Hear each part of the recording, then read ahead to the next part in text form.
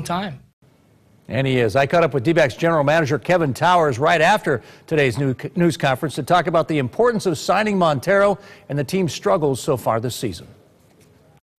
Well, Kevin, you got one bias. I mean, I don't think anybody was really aware of what was going on, and here you announced you got Miggy signed for 5 years. Well, I've often said those negotiations that kind of stay quiet are usually the ones that are more likely to happen, and I applaud both sides that we were able to kind of keep it under wraps. And the last 2 weeks it's been our main focus right now, and we didn't want to get it to where he was too close to free agency, knowing the market, knowing that there's 10 to 15 ball clubs will be looking for catching next year, and we're glad to have it behind us and done, and we've got him for the next 5 years and hopefully many more after that. But key signing for us, with the good pitching that we have not only here but coming to have that guy behind the plate that could call a game and handle the pitching staff. It was paramount that we got something done, and happy it happened. When you look at a catcher, and we can all look at stats because baseball is clearly about stats, but what are the intangibles that Miggy brings to the table?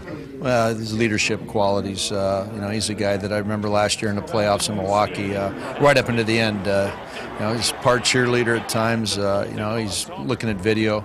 The catcher's got to know, the opposing hitter's strengths and weaknesses. He's got to know that particular pitcher that day, what's working for him and what's not. And he's a student of the game. He's not just a leader, but, he's a grinder. He makes those guys stay focused out there on the mound. And, his bat's going to win some ball games for you, too. So it's not just the player.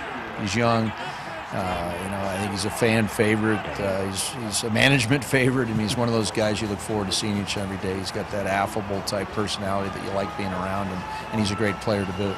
And you've got to keep those key components, right?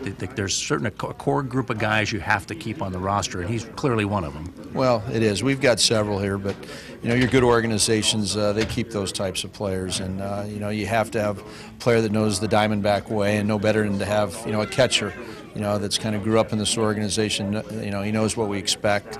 He knows the NL West very well, and it's like having a manager back behind the plate. So, yeah, it's great to have Miggy done.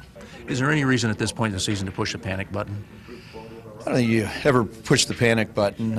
We certainly know where we're at in the standings. I think you have to, stop looking at how many games you're back and just take it game by game. I think the fortunate thing is the NL West is not very good right now. I mean, the Dodgers got off to a good start, but everybody's kind of banged up and nobody's playing very well. So, we're going to have to play much better baseball if we want to get back to postseason, and hopefully we could get it started sooner rather than later, because you start running out of schedule here once you get into June and July. So, but no panic here. Still believe in them and think that ultimately we'll end up getting it done.